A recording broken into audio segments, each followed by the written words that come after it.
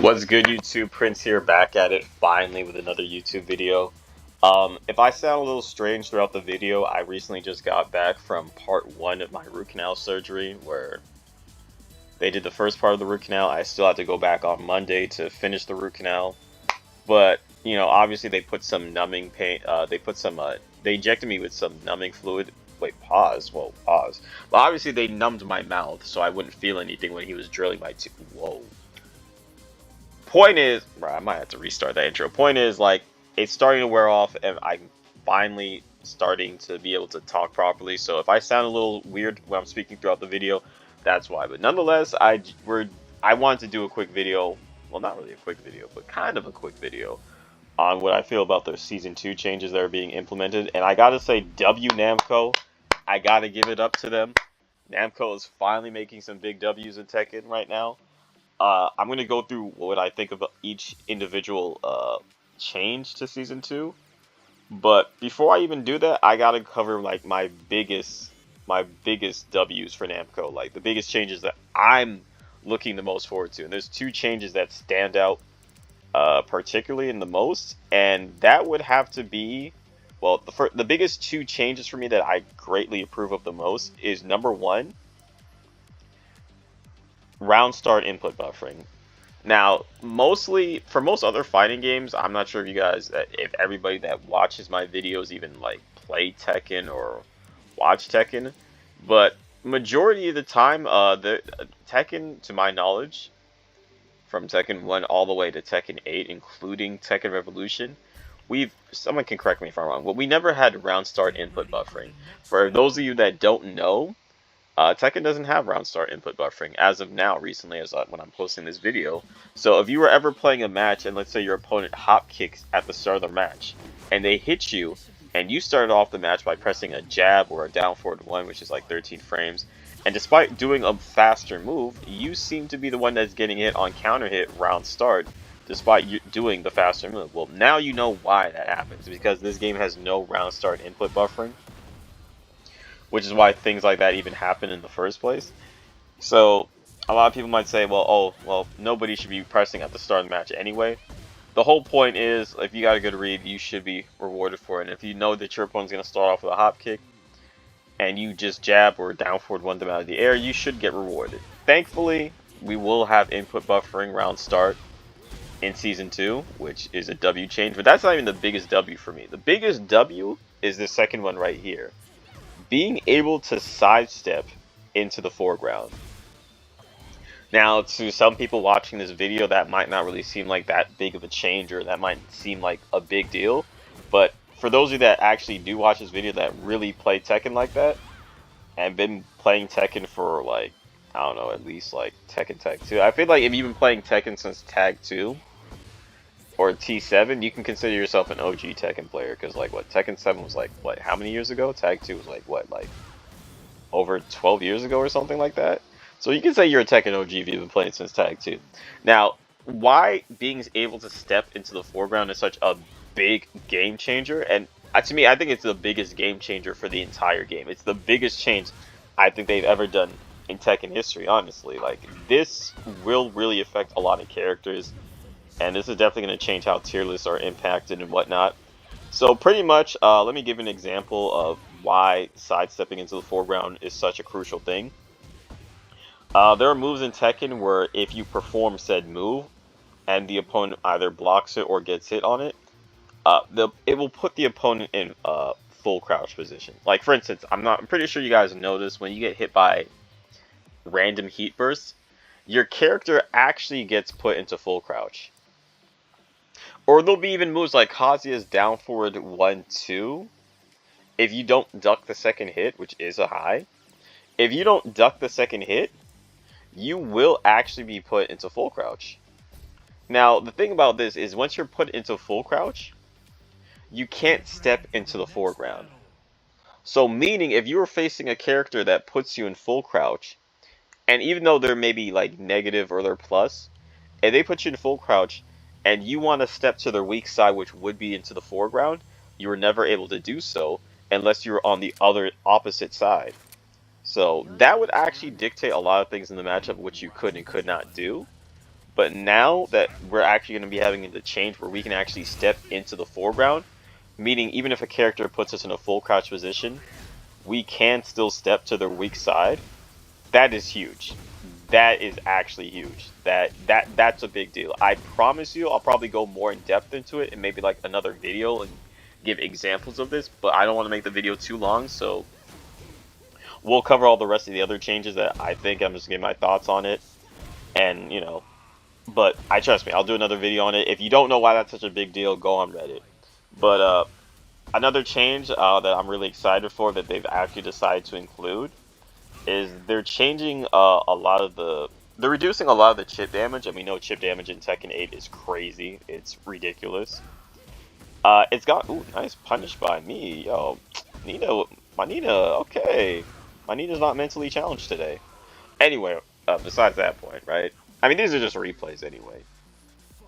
Uh, having reduced chip damage is amazing. Like, a lot of characters pretty much just build off their offensive pressure by just gathering up the big plus frames, chip damage, chip damage, chip damage. Like, I think the biggest offender of this would be Kuma. And notice how I said Kuma, not the Bears, because Panda's heat is just simply not as good as Kuma. Uh, Kuma's heat very oppressive. I mean, he's just doing he's doing four mid electrics that you can't duck, free chip damage, and then he ends it with a heat smash. And for those of you that don't know, Kuma's heat smash is actually a 13 frame startup, which is pretty fast, like one of the fastest heat smashes in the game. I believe, correct me if I'm wrong, but the fastest heat smash in the game is actually Jack. Jack has a 10 frame heat smash, and June and Kuma have a 13 frame heat smash. Most heat smashes are not even 13 frame startups, so that's a pretty big deal. So them finally addressing how much chip damage the game is actually doing. They actually made it so where in the live patch where they did a video on it where if you are now in rage, you will take far less chip damage, which is amazing. I think that's a great change. It really helps, like, I guess in this tech, it really helps the defender mount a chance for a comeback. Where normally when you're playing this game, if you're like down 20% of health and they're in heat and they're just chipping you out, it comes to the point where your health is so low that you're practically at a pixel deficit where you have to block the next mix-up. And in that case, even if you're fighting a character that has bad lows, a down 4 is enough to kill you.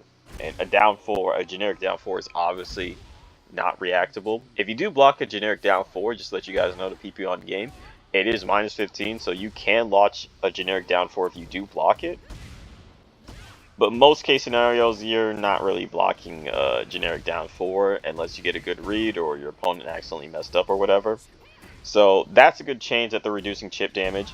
Another big change is where they're getting rid of armored heat engagers, which was, in my opinion, I know I'm trying to speak positive on Namco for once and not, be one of those guys that always talk about negativity, but I think armored heat engagers should have never been a thing to begin with.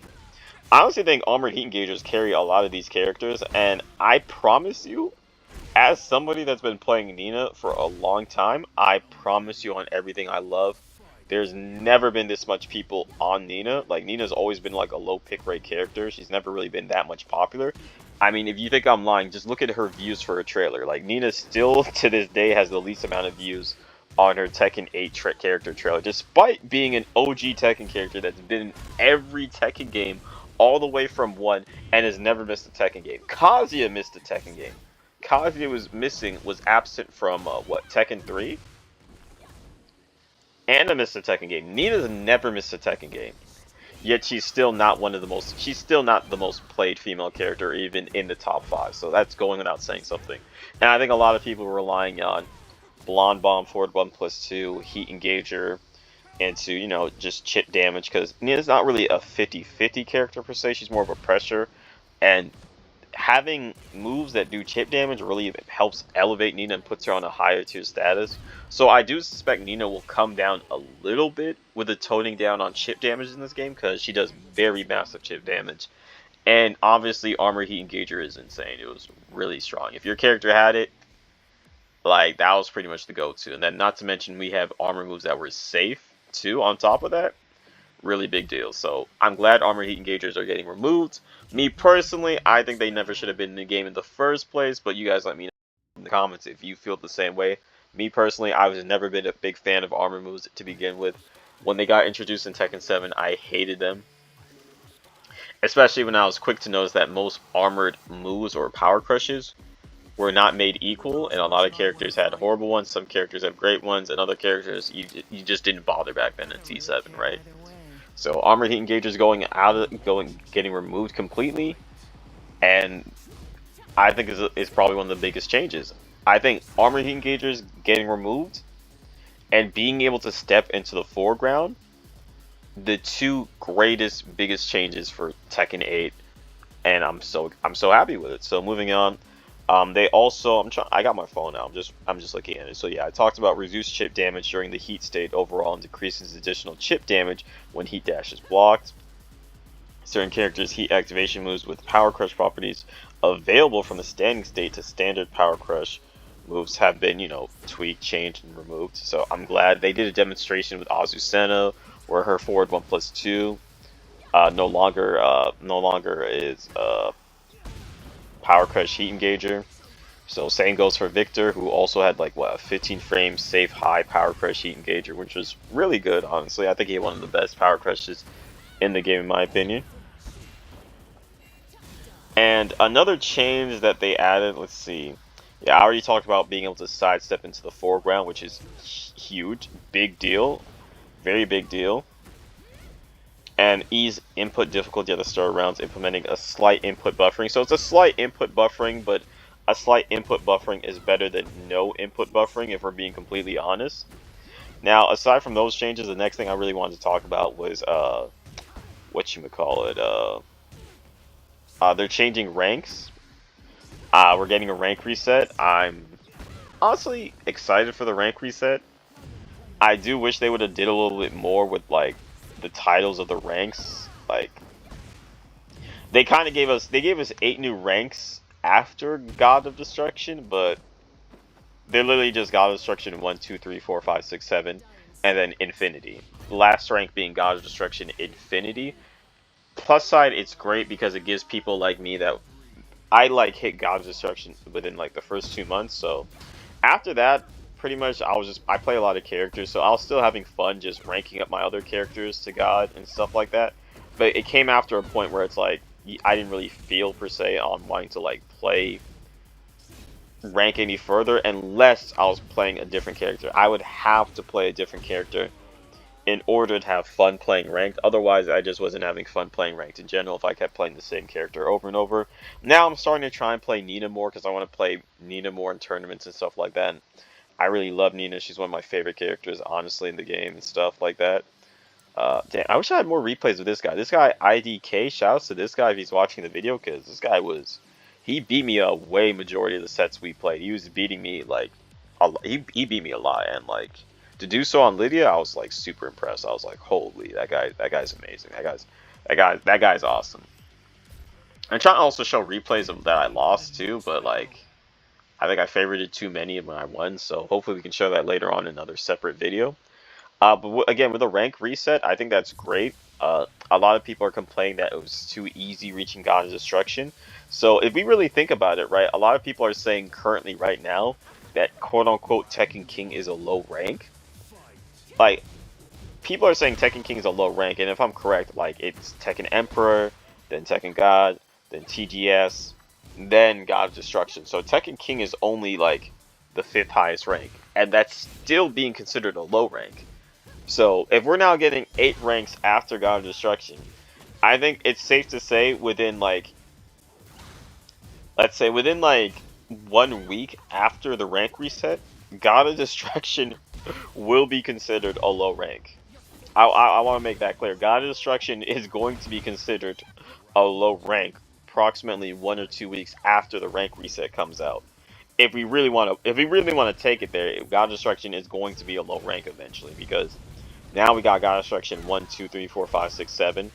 Me personally, I think what they could have done was the first 3 ranks could have been God of Destruction 1, 2, and 3, and then after that, 4, 5, 6, 7, and 8 could have all had unique names, like maybe God of Heaven and Earth. No, God, maybe like God of Heaven and Earth, and then after God of Heaven and Earth. No, it could be God of Heaven. It could be God of Earth, then God of Heaven, then God of Heaven and Earth, and then God of Creation, and then it could be God of. I mean, God of Heaven and Earth sounds crazy. Like, what the heck? They'd have to put a kanji symbol because I'm not sure if they could fit all that on the screen. God of Heaven and Earth sounds like a mouthful, but aside from that, they could have done something similar along the lines like God of Heaven and Earth, God of Creation, or True Tekken God of True Tekken God of Heaven and Earth, and then eventually God of Destruction Infinity or something like that. Like something with the names, because like they kind of do look ugly. I think as soon as you hit God of Destruction 2, you're just gonna be in a rush to want to get to God of Destruction Infinity, just so your rank doesn't look hideous. What I was thinking they were going to do is when they did the rank reset, I was thinking that God of Destruction was going to remain the highest rank, and what they were going to do is they're going to put more ranks in between down the line of climbing, because like they took out a lot of ranks. So I thought they were going to I thought they were going to restore all the ranks that they removed and put it back in place, and then people that were God of Destruction just be rank reset all the way back to I don't know, like Emperor, not Tekken Emperor, but they could put back Emperor for where it really from what it was, and then we'd God of Destruction players would start from there. But I'm happy we're still getting a rank reset. There are a couple things I'm not too keen with.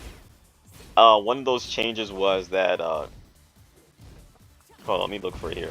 One of the changes was that I mean, if you play rank, there's a big cherry picking problem going on, and I think certain things that they implemented are just going to incentivize people to cherry pick even further because they're doing this thing where like now let's say you're going to there we go finally a replay where I lose. They're going to have it where now players that play against people like a rank higher than them are going to lose less points, which is good, but they're also going to gain more points. And somebody might be saying, how's that really a bad thing? There was already an issue to begin with where like if you were playing ranked and somebody was 2 ranks lower than you didn't want to play them because if you beat them, you got no points for beating them. And they in a sense didn't really want to play you because if they risked losing to you, they lost an absurd amount of points. So I completely understand both people not really wanting to play or not really having too much of an incentive to really want to play one another. But now that we're getting like what you might call it, people are going to be getting more points for beating people higher than them. And now if you're the person that's higher than them and you lose to somebody a rank or two lower than you, you're going to lose a ton. You're going to lose a ton of points pretty much, which is going to give you the incentive of not wanting to play them, which I think is going to make more people refuse to do runbacks in a sense.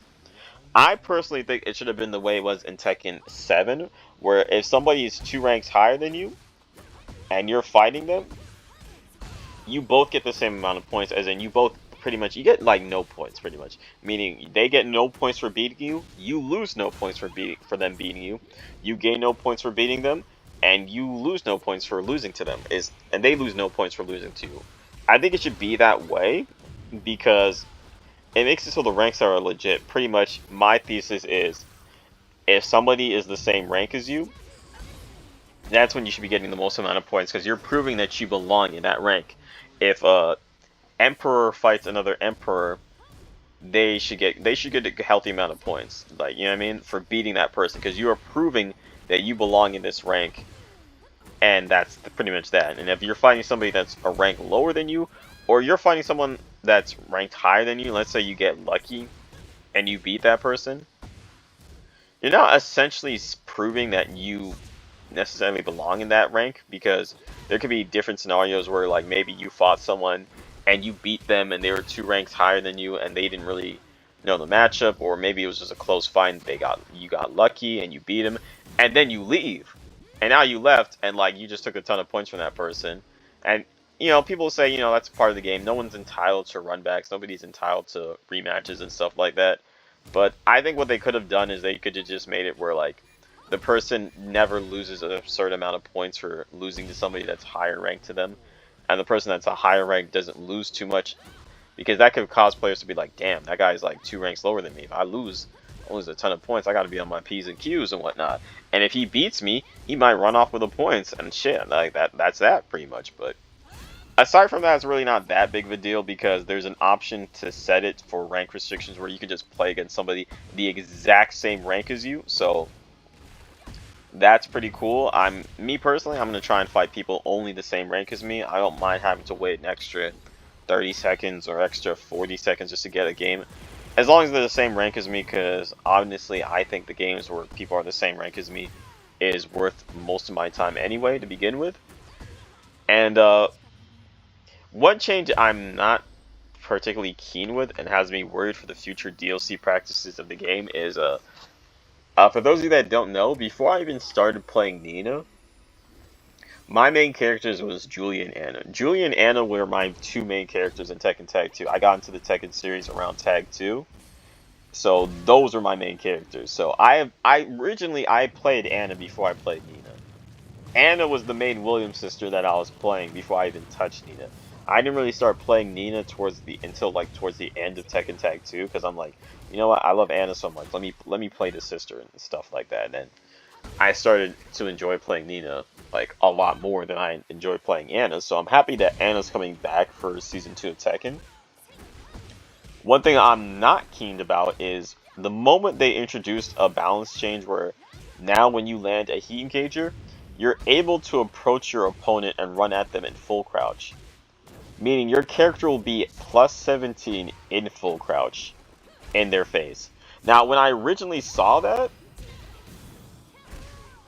I began to immediately link the pieces that, oh shit, Anna is definitely coming to the game. Now, this before they announced this change before they even dropped Anna.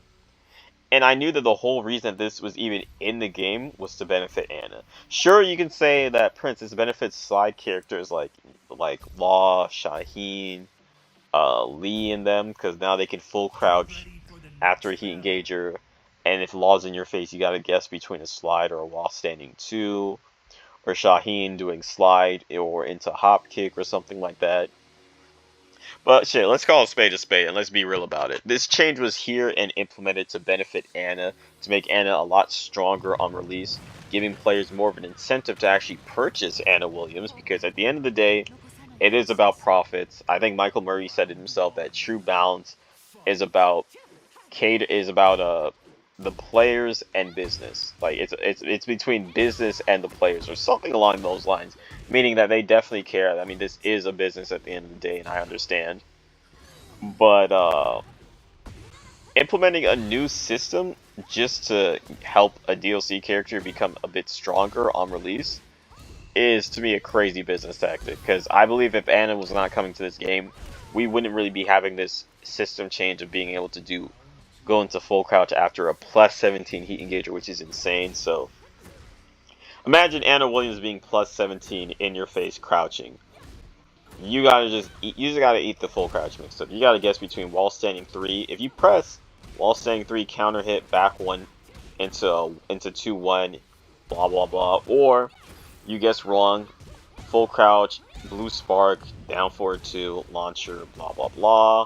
Or she's in your face, wall standing 3 into shenanigans, it hits you, down 3-3. You know, pretty much the Anna mix. I play Anna, so I already know what the game is. I already know how it feels like. But yeah, I don't agree with that, because if they're willing to implement a brand new system mechanic just to benefit a new DLC character, I'm worried about what they might do in the future for other characters.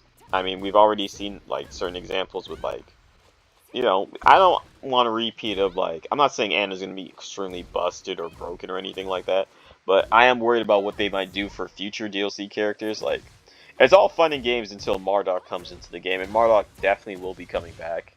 And I just imagine Marduk plus 17 running at you, heat engager, guess for game type of situation. Like, nobody really wants to be in that predicament, but I'm just hoping that they're not going to implement too many new changes to help benefit DLC characters or business practices implemented to force you to make you want to play certain characters or buy certain characters.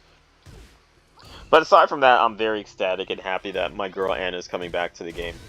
Nice punish on my part. So that's about it. Again, I'm happy for the rank changes. I think the rank reset is going to expose a lot of people, but at the same time, there's a block list, so I think with these new changes, it might incentivize more people to use the block list, which is not really something I think people should be using. I think people should only use the block list if you're trying to avoid laggy matches or something like that, and not just cherry pick, because there's a huge cherry picking problem in Tekken. So I think for the last portion of this video, I'm just gonna let the replays play out, and I don't know, I just kind of want to talk about like how toxic how toxic the Tekken community is when it comes to their ego. Like, I'm gonna be real with you, there's a lot of people. I think making fighting games more casual isn't necessarily a bad thing, but I do think when you cater too hard and lean in toward that casual marketplace to the point where you start treating casuals as if they're idiots along those lines, and you dumb down the game so much where like the skill gap is a way smaller than it used to be for people to be able to hang with players that are outside their level. What that does is it creates this false sense of pride and ego where I kind of attach it to the Call of Duty system where if you're somebody like I don't really play Call of Duty, but I got friends that are really into Call of Duty. Like like I got friends that play games, but they don't really play games. Like they just play Call of Duty, Madden, FIFA, and stuff like that.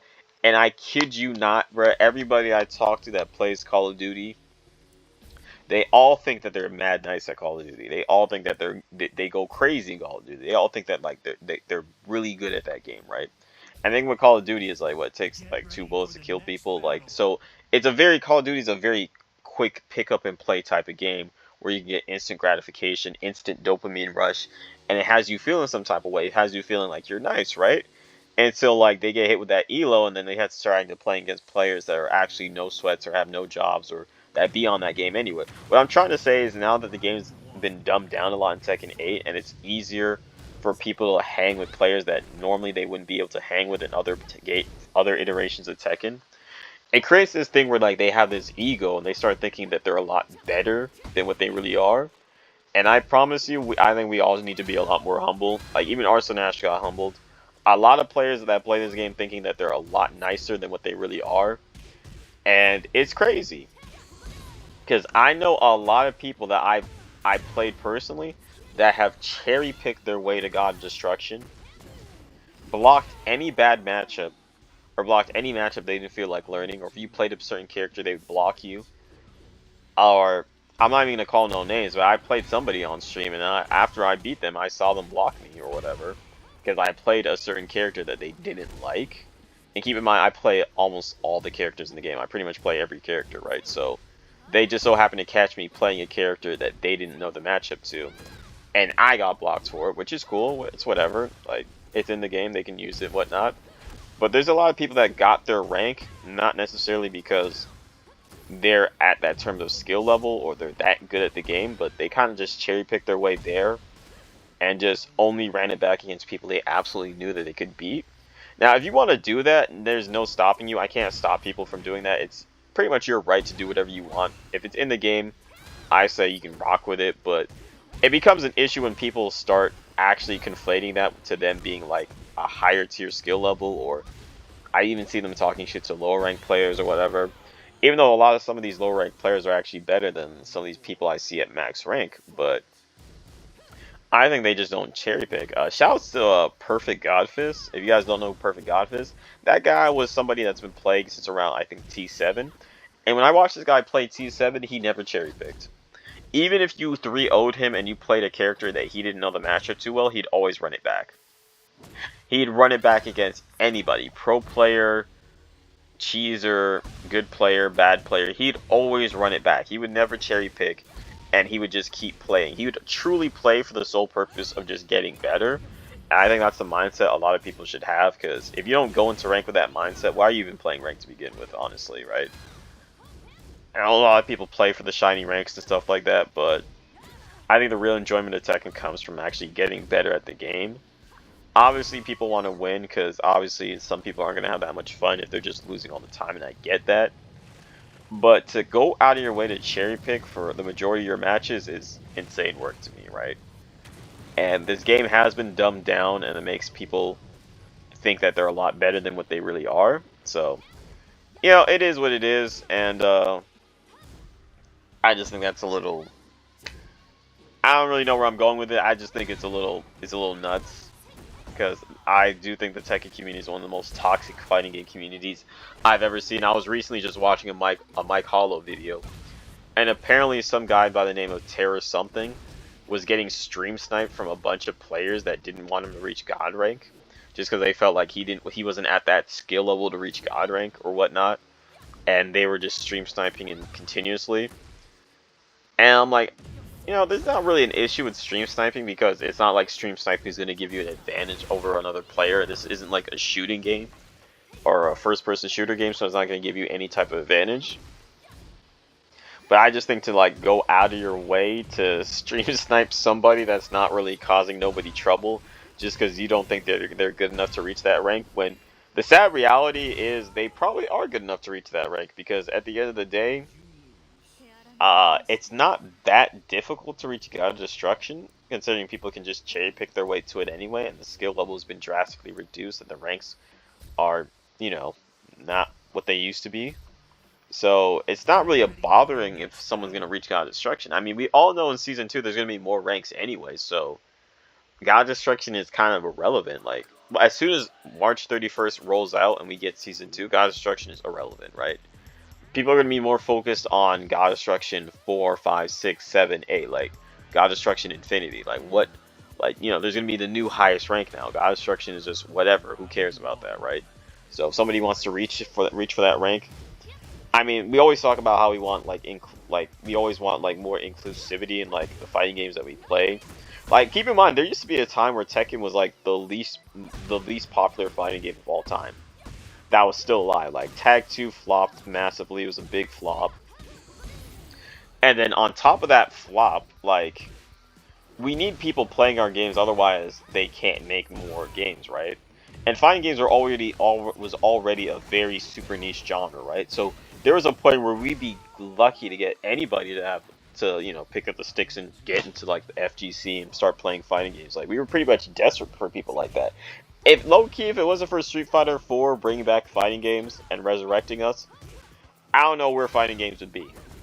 I don't know where fighting games would be. I'm gonna keep it a buck with you. I don't know where we would be. And Tekken 7 brought in a lot of new Tekken players, and that's great. In other words, these guys are actually doing you guys a favor, because the more people that play this game, the more people that come and play this game and start playing ranked, the bigger the food chain becomes, and the easier it is for a lot of you guys to rank up there. And I know a lot of you guys are hard stuck. So for you guys to be the same people that are gatekeeping and like making it hard for other players to want to come into our space, or shit talking players just because they're not that good at the game, because they haven't put in enough time and effort as you have, and you've been playing the game for like a very long time, in which you should be really good. And for you to just gatekeep people instead of like, you know, like help people out or give them tips or say, hey, you know, this is what you could be doing better, or hey, I think you'd have more success if you started doing this, or hey, I think you should punish with this move, or hey, this move's minus 13. You should punish with Nina's back 1-4, you know, stuff like that, just to help people out in the game, help them get better, just so they can have a better time. Or hey, that throws a 1+2 break. If you see both hands come towards you, it's a 1+2 break, right? Instead of doing stuff like that, we're always like shit talking. Like, I don't have a problem with shit talking. Shit talking is a part of the game, but there are lines where like if it's gone to the point where like we're trying to like stop people from getting into our games, or we're trying to like gatekeep or hide certain knowledge or certain tech because we're afraid of competition or afraid of people getting better, or we don't want such and such reaching God Destruction, right? Because all we have is our God Destruction, and we feel if that person reaches God Destruction, then our title isn't as meaningful, and that's all we have. Because so many people place so many attachment on their ranks that they don't really have anything else going on for themselves outside in the real world, in real life, that like them having another person reach their rank just makes it feel like they're not as special no more, which is crazy to me. I mean, if you want to like shit talk somebody for playing bad, go right ahead, right? I don't have a problem with it. I think everyone's done it once or twice or whatever. But to straight out just gatekeep someone from like wanting to like play more Tekken, or whatnot, I think is a little bit crazy. And our community is super toxic, super racist, and we have the biggest down players in our communities where if somebody is doing better on our own character than we are, we just make excuses. Or if we lose, like Brian Main's losing a match saying, oh, I lose with Brian because Brian's the most technical, hard to play character in the game, and your character's scrubby, easy mode type stuff. Like, it's honestly ridiculous. Like, we have the biggest down players in our communities. You cannot make a tier list without somebody saying that character's plays too high, or that character's plays too low, or that character's plays too high, or what? Oh no, Lily's the best character in the game. She's broken because I lose to that character all the time. It's just ridiculous. But aside from that, I think I yapped long enough. I haven't really done a video. I'm gonna try and upload more videos. I'm gonna start trying to upload more matches of me playing Nina and stuff like that, because I am trying to get back into playing more Nina, because I feel like when I go too long without playing Nina, my Nina becomes mentally challenged and I start playing really bad on the character. So I'm probably going to be uploading a lot more Nina gameplay, so if you guys like Nina or you guys are Nina gang, you want to see more Nina gameplay on the channel, let me know, because next videos are probably going to have a bunch of Nina matches on the channel. If you guys want to like hit me up on stream and play like viewer matches, or you guys want to challenge me to matches, do first to 3s, first to 5s, first to 6, first to 7, first to 8, first to 90, first to 20, first to 50, whatever you guys want to do, hit me up on my Twitch. I'll post the link for my Twitch in my description or on the comment section. I mostly stream Tekken on Twitch. I'm like mostly streaming a lot of Tekken on Twitch. Like, I stream Tekken more than I upload Tekken on YouTube, so if you want to like play matches or catch me live, or you want advice if you're trying to get into the game or anything like that, I don't gatekeep any knowledge. I don't gatekeep no knowledge. I'm not a gatekeeper around here. I might gatekeep people in ranks accidentally, but I don't gatekeep knowledge. That's a completely different other thing, you know what I mean? But yeah, I'm also gonna try and maybe make a Discord. I'm gonna try and enter more tournaments. I'm trying to enter more online Tekken tournaments like TNS, and start trying to post tournament runs and stuff like that, and just, you know, just try and get better as a player. Like, everybody has room to grow and stuff like that. Nobody's perfect. I think this game of all humbles a lot of players, and I'm fine with it. You know what I mean? Like, sometimes you gotta get humbled. I get humbled. You probably got humbled a couple matches ago before you clicked on this video. Everybody gets humbled, but I'm out. I'm gonna let this match play out, and yeah, that's it. Let me guys know in the comment section like what you think about season 2. Like, you guys happy for season 2? Like, what are some changes that you're really excited for, or what are some changes that you don't like, or what DLC characters you want to see? Me personally, I think the DLC cast, next DLC characters, and the remaining 3 DLC characters, in no particular order, is going to be Armor King. It's going to be Armor King, and when Armor King drops, Armor King's going to have his own stage.